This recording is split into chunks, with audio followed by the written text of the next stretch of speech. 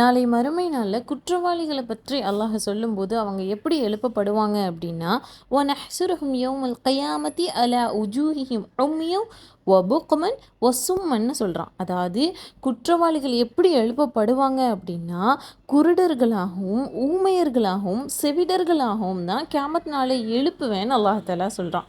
So ஒரு மனுஷன் கெட்டவனாக வாழ்ந்து அவன் மரணித்து மஹ்ஷருடைய நிலை அவனுக்கு குருட்டுத்தன்மை உடையவங்களாக தான் எழுப்பப்படுவாங்கங்கிறதையும் தெரிஞ்சுக்கிட்டோம்.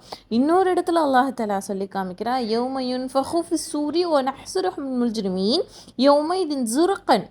சூர் ஊதப்படுற அந்த நாளில் நீல நிற கண்களுடையவங்களாக தான் எழுப்புவேன்னு அல்லாஹ் தஆலா சொல்கிறான். ஸோ மனுஷன் கெட்டவனாக வாழ்ந்து மரணித்து மஹ்ஷரில் எந்திரிக்கும் போது கண் பார்வை இல்லாதவங்களா, ஊமையரா, செவிடரா, கண்ணு நீல நிற கண்களுடையவங்களா தான் அல்லாஹ் தஆலா எழுப்புவேன்னு சொல்கிறான்றதை தெரிஞ்சுப்போம். அஸ்ஸலாமு அலைக்கும் வரஹ்மத்துல்லாஹி வபரகாத்துஹு.